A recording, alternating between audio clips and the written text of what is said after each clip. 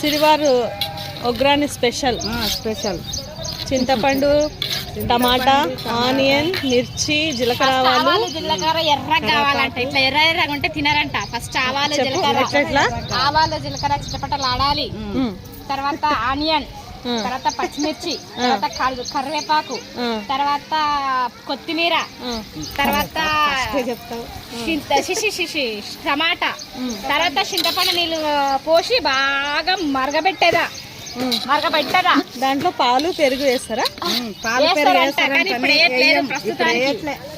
పాలు పెరుగు, పాలైనా పెరుగైనా వేయాలి.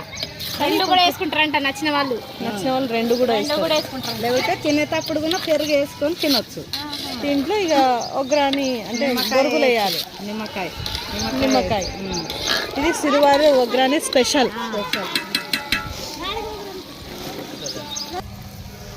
ನಮ್ಮ ಕಡೆ ಇವು ಮಂಡಾಳೆ ಸಿಗಲ್ಲ, ಕೊಪ್ಪಳ ಮಂಡಾಳ. ఇది పుట్నాల పొడి.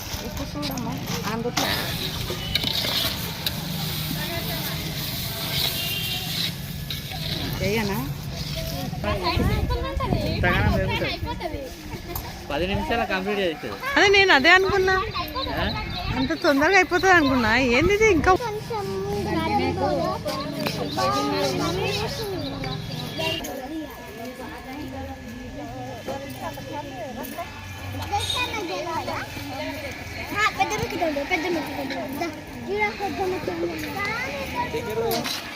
ఏం ಮಾಡ್ಕೊಂಡು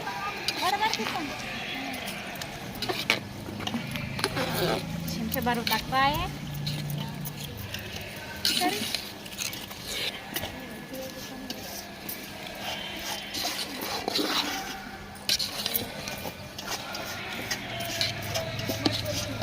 అట్లే పప్పుకు పెట్టేస్తాను నేను. స్నానం చేసే వరకు పప్పు అయిపోతుంది. స్నానం చేసే వరకు స్నానం పెట్టేసి మళ్ళీ దాని మీద 2 సార్లు అన్నం తీసుకొని దీంట్లో వేస్తామా, లేకుంటే అది దీంట్లో కలుపుదామా?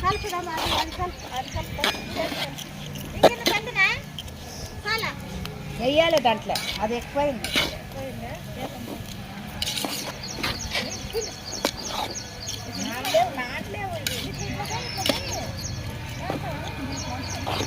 అదే మరి అప్పుడే వేసామంటే నానలే అంత చింతపండు